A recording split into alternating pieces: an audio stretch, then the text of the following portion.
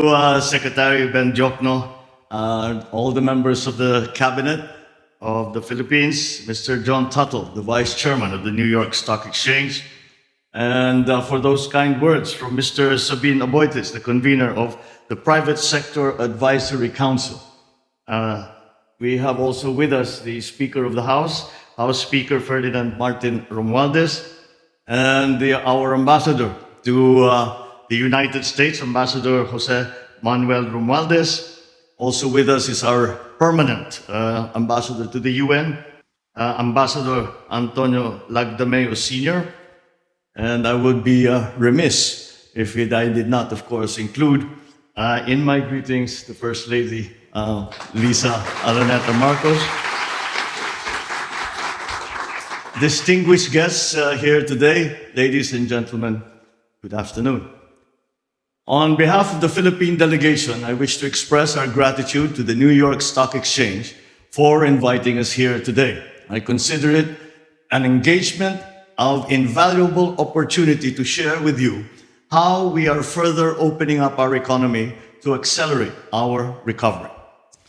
Bouncing back from the pandemic, the Philippine economy has seen robust growth since last year and has returned to its path toward upper middle income country status, achievable, we believe, within the next few years.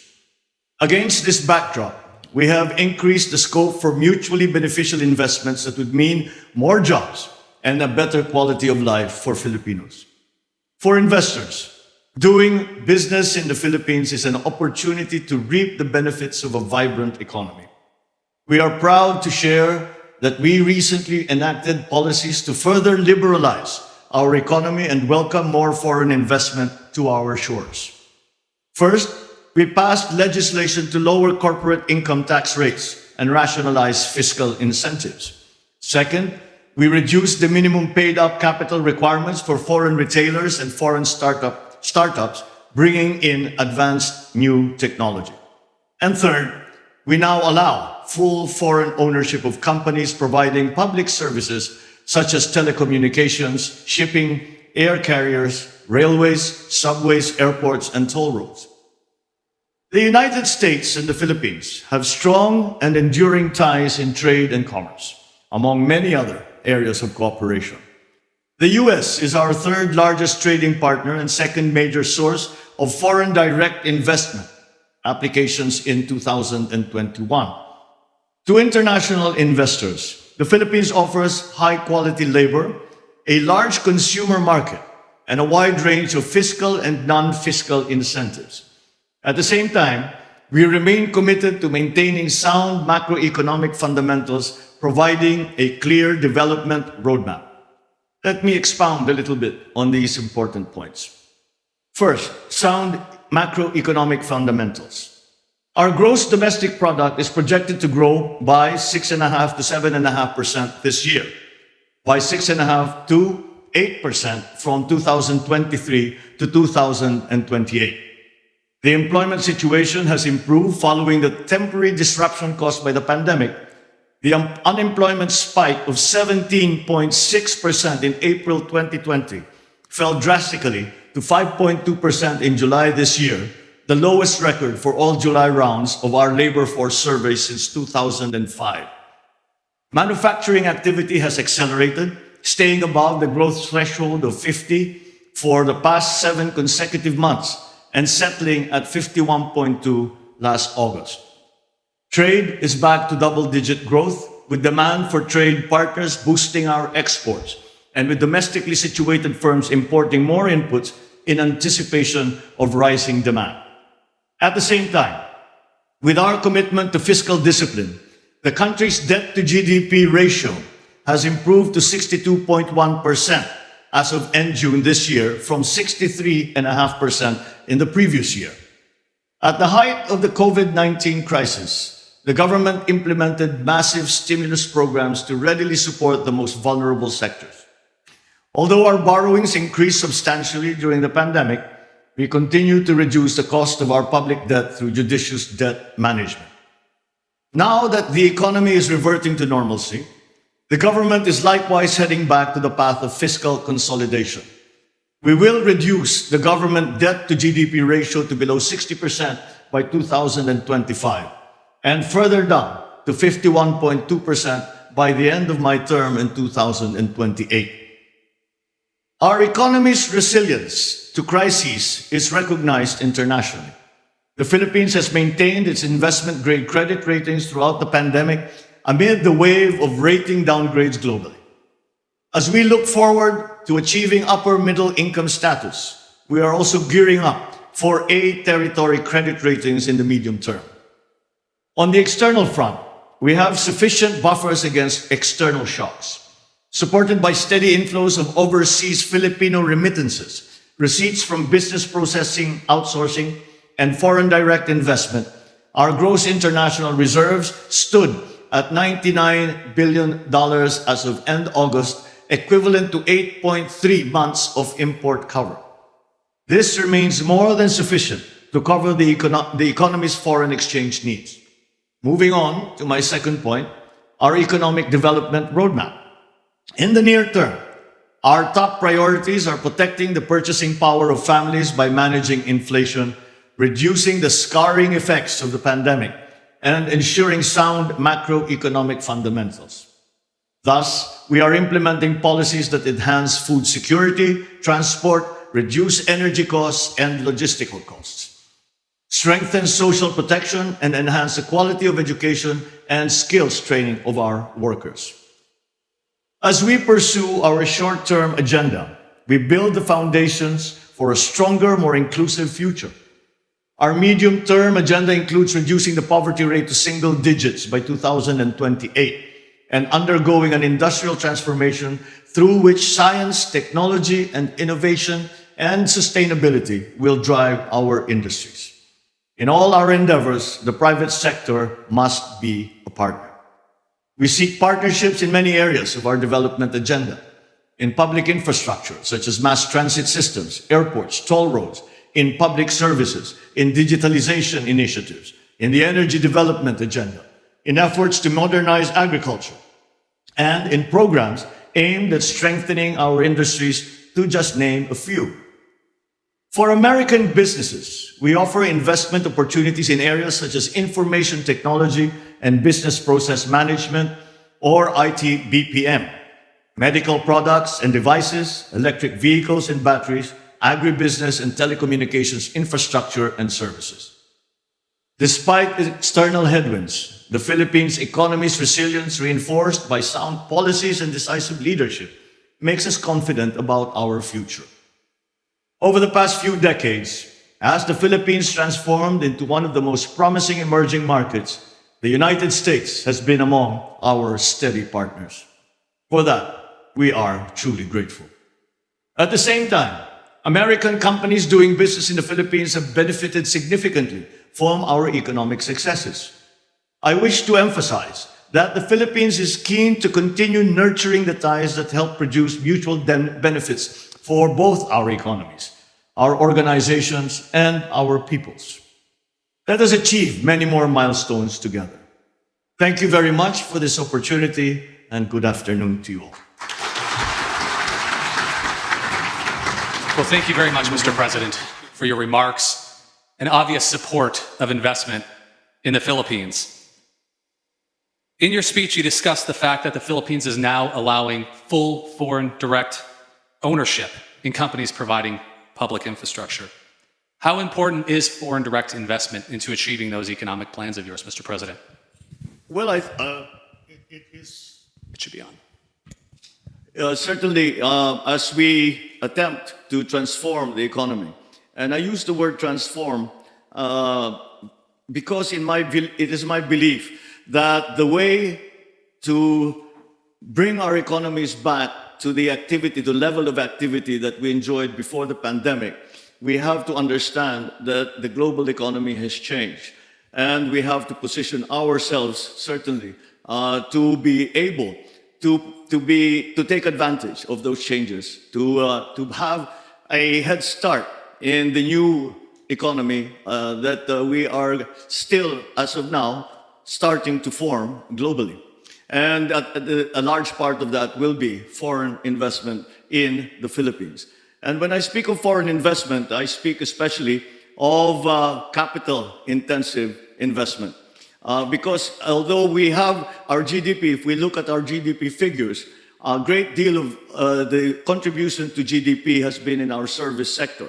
And therefore, we think that it is manufacturing, the area of manufacturing where we can still do a better job. And this is one way, the foreign direct investment, capital-intensive investment is also something that we are going to actually need for us to be able to achieve the targets that we have set for our economy, have set for our country.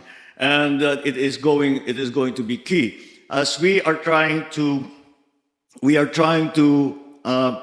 define or determine the mix between loans and capital-intensive investment.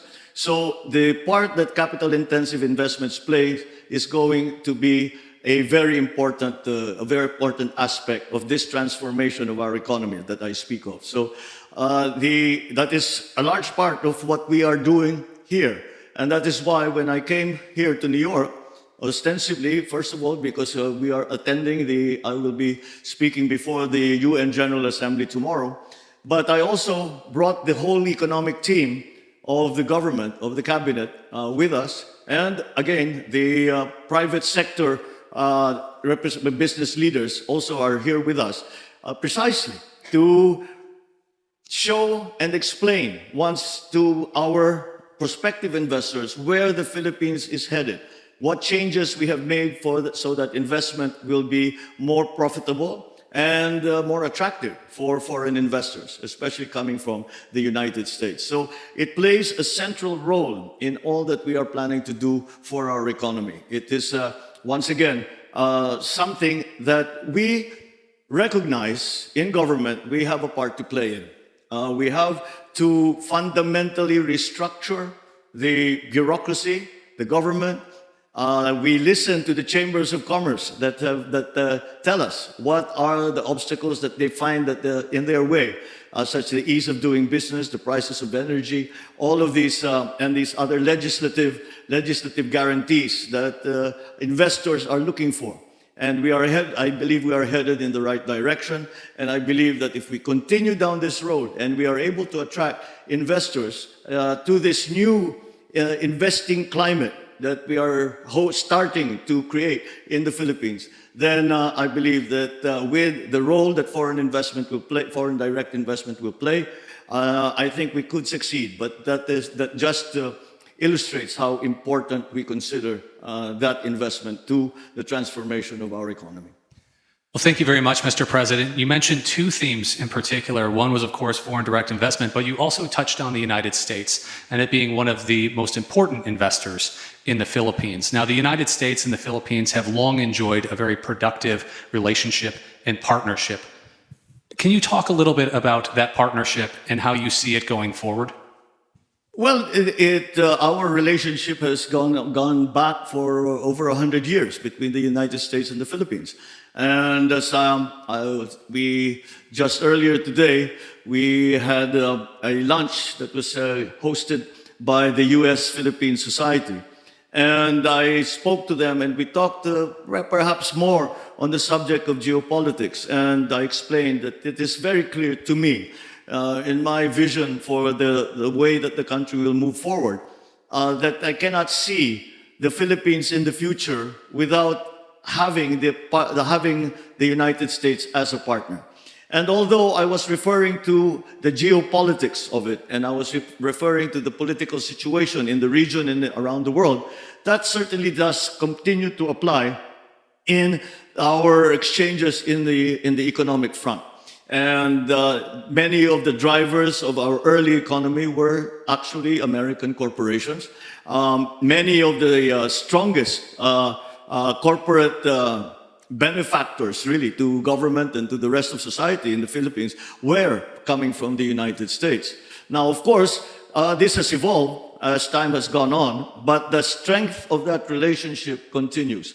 And we envision a further strengthening of those relationships. I believe that the political, economic diplomatic relations that we make, the partnerships that we forge that we strengthen now, are going to be extremely necessary for the simple reason that they provide the stability in this highly unstable economic, political, geopolitical, diplomatic environment. This is something that that is central to our thinking when it comes to the economic planning for the Philippines. So again, we have adjusted many of our ways of doing business at the behest of our friends in the United States and of the American businesses that are already in the Philippines.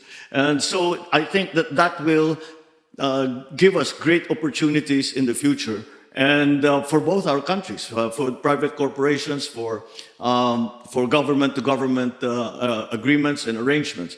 We have really opened up the policy of the Philippines to more of these public-private partnerships, but not only PPPs, but also G2G arrangements, as I mentioned, joint venture between private entities. And it is something that we feel can actually be achieved. So the United States has always been central to that. I cannot overstate really the role that the United States has played in the Philippines in every aspect of our lives. And so this is just a continuing evolution and I believe strengthening of that relationship between the United States and the Philippines. And we are driven together in many ways by forces that exist now in the world, and that I think is something that that we certainly in the Philippines, and I think not in the United States either, that we are resistant to. So it is something that we can I can see as becoming stronger and becoming more robust as we work together towards exploiting properly the new global economy. Thank you very much, Mr. President. You touched on American businesses investing in the Philippines and the opportunities to do that through public-private partnerships, the infrastructure projects you identified on the onset as well. As we look at the population and we look at the economy, it's young, it's dynamic, it's tech-focused, it has high English language fluency, it's ripe for investment. What is your message to investors in this room, those watching us from around the world, for how to invest in this next generation of Philippine companies that one day, selfishly, we hope will come here to the New York Stock Exchange to raise capital and to grow and expand and even do more things? What is your message to them, Mr. President? Well, to achieve exactly what you are saying, at least to begin with.